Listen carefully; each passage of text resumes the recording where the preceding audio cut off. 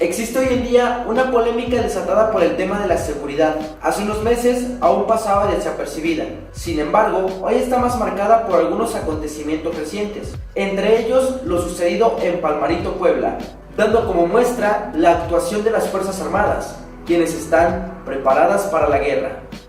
Si bien se ha crecido enormemente con el tema de la seguridad, hasta ahora se cuenta con 4 iniciativas en el tema de la seguridad interior, que fueron presentadas por los legisladores del PAN, PRI, PRD y PT.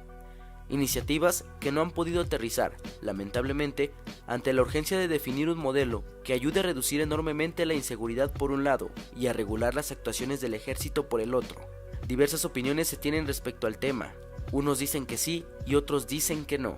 A pesar de la disyuntiva que no queda tan lejos de simples pleitos políticos, se tiene puesta la atención en lo que estipula esta Ley de Seguridad Interior. Se sabe que por un lado la propuesta hecha por los diputados del PRI otorgaría al Ejército, Marina, Fuerza Aérea y a cualquier fuerza de seguridad pública federal la posibilidad de realizar labores de vigilancia mediante cualquier método de recolección de información, en el artículo 28 de esta ley.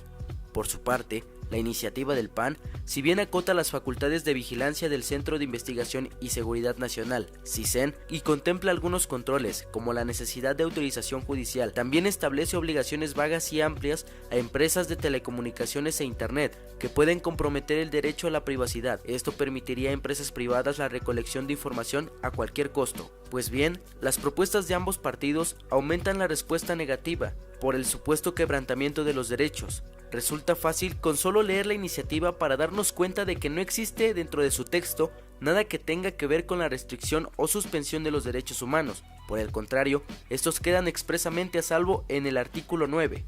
A continuación, tenemos las opiniones al respecto de un militar, un marino y una trabajadora social.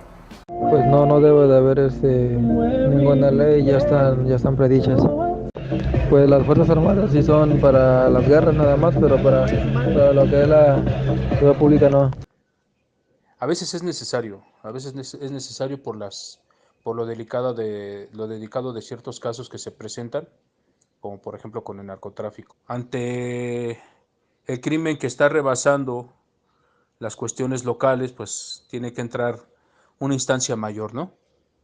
Pues el trabajo de las Fuerzas Armadas y Navales dentro de los asuntos de seguridad pública, siento que le está restando trabajo a las fuerzas que son contratadas especialmente para el orden público, a los gobiernos locales, municipales, les está quitando parte de su responsabilidad. Uno de los acontecimientos que nos hacen ver la necesidad de esta ley es, por ejemplo, lo sucedido en Palmarito. Un par de videos que fueron publicados en donde se ve como un grupo de guachicoleros se enfrenta con un comando de militares en una emboscada. Los militares fueron agredidos y uno de ellos perdió la vida. Asimismo, un integrante del ejército asesinó a un civil, dando como muestra la actuación de las Fuerzas Armadas, quienes están preparadas para la guerra. Precisamente, con la Ley de Seguridad Interior se espera que se regulen las actuaciones del ejército, para así evitar hechos como el de Palmarito. Como dice el especialista en derechos humanos, Mauricio Fara Guevara, quienes combaten a los criminales en defensa de las familias, comunidades y ciudades enteras, ni siquiera cuentan con un marco legal que les brinde la mínima seguridad jurídica, algo que a la vez garantizaría también la seguridad y los derechos humanos de la población. Hoy en día, las Fuerzas Armadas se encuentran desplegadas por todo el país, desde la iniciativa del expresidente Felipe Calderón Hinojosa, la llamada Guerra contra el Narco, se obligó al Ejército y Marina a cuidar de la seguridad de cada estado e incluso municipios específicos, dando como resultado un desgaste de las Fuerzas Armadas y un declive por parte de las fuerzas policíacas municipales y estatales, por ejemplo, en Tamaulipas, en Durango o en Sinaloa. Ni siquiera hay policía municipal. Existen municipios en los que solo un policía se encarga de dar seguridad.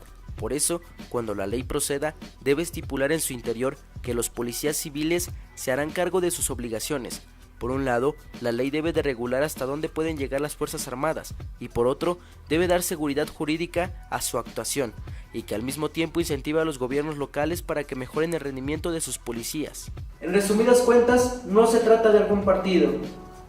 No podemos estar solo pensando en las elecciones del Estado de México cuando allá afuera hay muchas cosas importantes. Necesitamos esta ley para que se regule la actuación del ejército, para que mejore la actuación de la policía y para que mantenga la seguridad y la tranquilidad de todas las familias.